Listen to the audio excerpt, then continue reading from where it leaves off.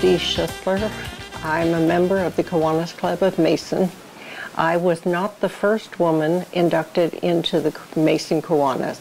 That distinction belonged to a woman who was from the factory across from the Houston. I had just passed the bar and been sworn in, and Tom Shackelford and Mitch Bonham invited me to join Kiwanis. The first day I walked into Kiwanis to be inducted, I was nervous. I knew I needed to be dignified and professional. I felt welcome. I did have the one elderly man who said, well, but Dee, if women are allowed to join Kiwanis, what would my wife say? And I just am so proud to say, as all of the wives and husbands I consider friends. I can remember one time when they put something on the board about the first woman president, and they showed me, and all the wives cheered. And it was great. It was great. It was interesting. I would look at the speaker, and every time I would glance around the room, somebody'd be staring at me. When I joined, they told me there were two things that are required. One was to attend 12 meetings a year, which is only one a month, or be out. The other one was you are obligated to bring a program at one time during the year. And I still believe in those two. I went to the meetings and I went back to the office. After a few years, they asked me to be on the board. I think the turning point came when I was on the board. I was able for once to help make decisions. I was on the board for several years, and then I became what we called second vice president and first vice president, and then president. So it was, maybe 10 years before I became president. It was fun. We didn't have the happy dollars and sad dollars then, and we had a lunch, a short business meeting, and the speaker always got 20 minutes. But in between there are times when I stood up there and I felt like a straight man within a room full of comedians. When I took office, there were 25 members that would come to the meetings, and I am proud to say that when I finished my term, we had over 50. I think it was because it was relaxed, it was very casual, and they enjoyed each other. When I did go in as president, Tom Paffey gave me a piece of advice. He said there are three things you don't want to do. Don't apologize. Don't say, I'm sorry, but I have a cold. Everybody knows you have a cold. He said, don't say, and the third thing was don't giggle. So those three things I made sure that I did not do.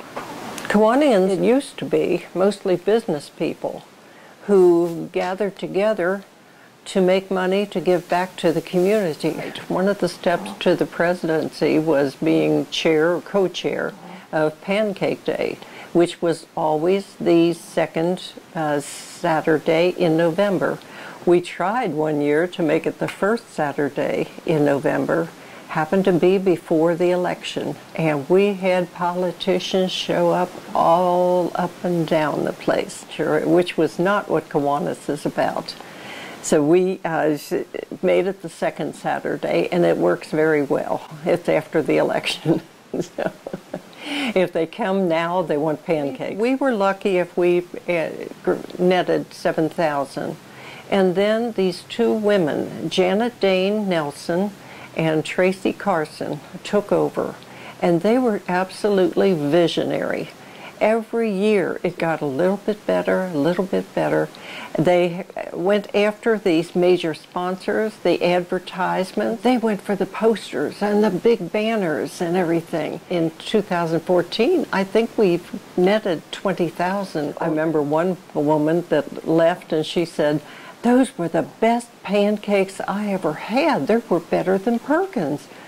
Which was strange because we got the batter from Perkins. Every penny of that goes back into the community. We were so able to help so many more people because of the money that they brought in. The interesting thing about both our major fundraisers is that we never have any trouble getting people to work. It's amazing how much camaraderie there is. We serve roughly about 1,500. The night of the installation dinner, which was then a really big deal, when they passed the gavel to me, all the spouses, all the women in the audience cheered, and that made me feel good. There are so many things we do, and one of them that I like the most is Students Making a Difference Day. The teachers at Mason High School named the students that they feel are making a difference in somebody's life. And we treat these kids to lunch at Red Robin. Oh, Happy Dollars and Sad Dollars came about through a woman named Nance.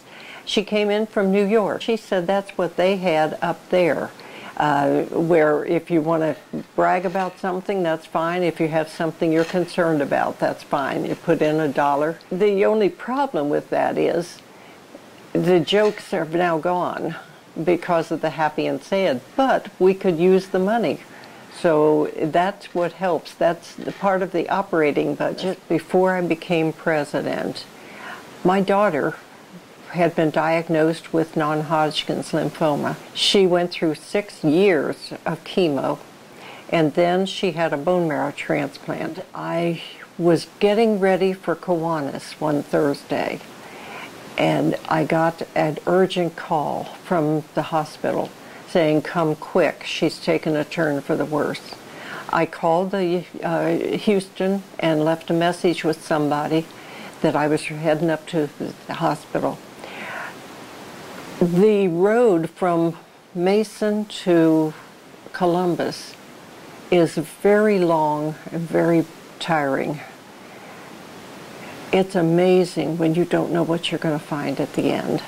So I jumped in the car and I was going up 71, and all of a sudden I got this feeling of peace, just peace, like over my head. And I found out later that it was because at that moment that I got that feeling, everybody at Kiwanis was praying for my daughter. And when I got up there, she was sitting up in bed and she had turned the corner. She said, "What are you doing here?" So that's what Kiwanis means to me.